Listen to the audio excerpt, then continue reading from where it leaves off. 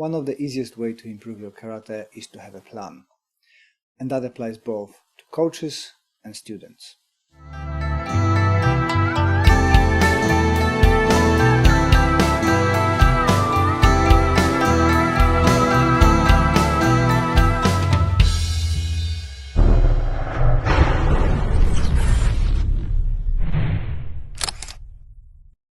Hey, welcome to the channel. We just reached 4,000 subscribers.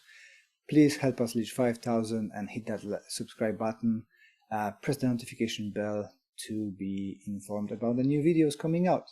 But like I said, one of the easiest ways to improve your karate is to have a plan. And that applies to coaches and students. If you're a coach, it helps to use planning for your sessions. It makes it easier for students, it make it easier for you, and you would use a smart protocol, you would use periodization, you would use a programming for your season if you are into sports.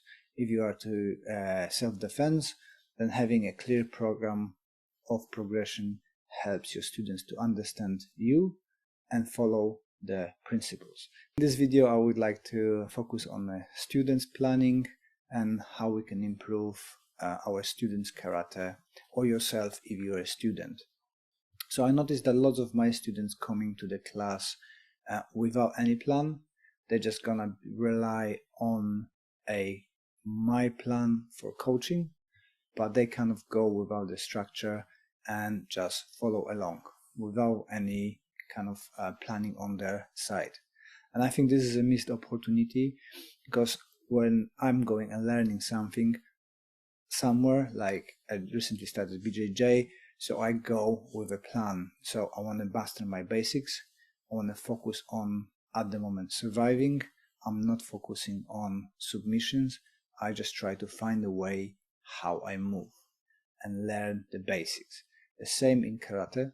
If you go and start and look at the kihon, you want to first focus on one of the key components. So I'm not going to have a proper structure for my kihon.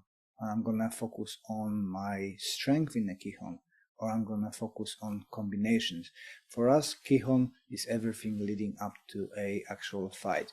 So kihon will be a combinations, working on the pads, solo training. Everything is a kihon leading up to the actual fight on competition, or outside on the self-defense.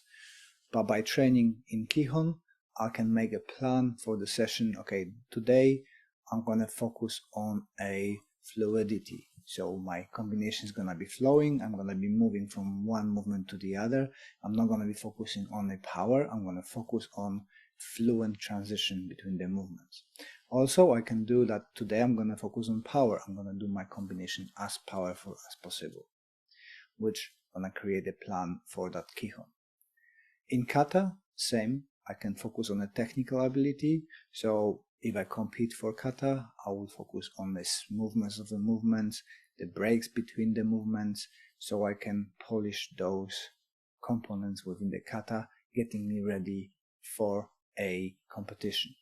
If application is my thing, then I would like to, for example, choose on a section of the kata, imagining how the move work with a partner, where I apply it, how I apply it, and perform those beats with that kind of approach. If I want to do a powerful movement, I will go imagine that I'm fighting against somebody and I can do it with a full power, full speed. So again, you can choose and plan for that component of the kata, whatever you want to achieve from it. Another thing that I see is sparring, right? In our club, we spar on every session. It's about half an hour of sparrings, and I see students just going and trying to wing it, doing the just random combinations, trying kind of improvise all the time, which is, it's fine because it is a live sparring. Nobody prescribes anything, so you need to have that flexibility of changing your attitude and your techniques within the needs of a sparring partner. but I like to go and have something in mind. So today I'm gonna be working on an evasion. So I'm gonna be moving more movements, blocking, avoiding, move around, changing angles and stuff like that. Maybe I want to work on my combinations. I've got 3-4 combinations that I'm going to be putting in place for different sparring partners. I want to go left, right and hook, let's say, or left, right and mawashigeri. So I'm going to try to fit those combination within sparring. It doesn't have to be only that combination, but I'm looking for the gaps, I'm looking for openings that create with my partner, and I'm trying to fit those. Maybe I'm going to be working on changing angles, so I'm going to be looking at that angles for me to approach with a sparring partner. He's throwing something, then I move, I can't counter.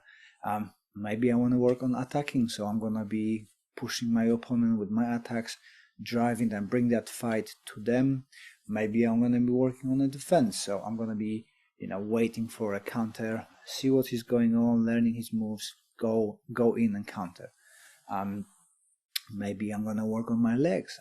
I'm not great with kicking, so I'm going to be trying to fit at least 2, 3, 4 kicks that are struggle in combinations, just to see if I can improve a little bit on that. Maybe I'm going to be try to be doing deception, so I'm going to be having a couple of kicks, low kicks, see how the partner responds, and then fourth one going to go to the head. So I'm going to be trying to work out something, but I cannot just go into the sparring and go, hooray, let's see what's going to happen today. It's far more beneficial for us to go in and have a plan, execute the plan, see if it works. If it doesn't work, you assess, you adapt, incorporate plan again, change a plan depending on your progression, and you build up yourself in a faster way than just going in a class and winging it and just expecting that the coach will do everything for you and will design your plan and guide you through it, right? As coaches, we can guide you through, but you have to put your effort as well in it. So I always say before sparring, make some plan. Doesn't have to be very complicated plan, something simple, but executed it. Try to put it in. As well, have a plan that whatever we've been doing on a session, you try to put that in sparring. So for me, on my part as a coach, I am designing the lesson that you are able to fit it in sparring. So for example, if you're working on kata applications, we're going to go through kihon, so basic movements for that application. We're going to do some kata, so we're going to see how that fits within the kata. We're going to do a partner work where we fit those exact moves as an application with the partner. And then, for example, we're going to do a kata sparring where we're going to have more of a kind of grappling, so no striking, but trying to get into position. So I definitely know that within that play sparring, you will be able to fit what we've been doing in kihon, in kata, and in partner work. Same, if we're doing combinations, I expect my students to at least try to fit that in. But if you go without the plan, then you won't be thinking about those things and you're just going to be sparring randomly. On a higher level, it's much easier because then you can do the specific plan with your coach, with your competing. You've got your trainer, he gives you a tasks to do, then you can build up your own plans and do so on. But if you're starting, just having an awareness of what you're going to do and what you want to focus, observe yourself, what weaknesses you've got, and try to work on those. Hey, I hope this helps. I hope that makes sense.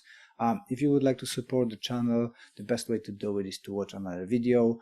There's a link down below if you would like to get me a coffee. I do like coffee, and it's really late now recording this, so coffee keeps me awake. But like I said, the best way to support the channel is to watch another video, subscribe, hit that bell for notifications.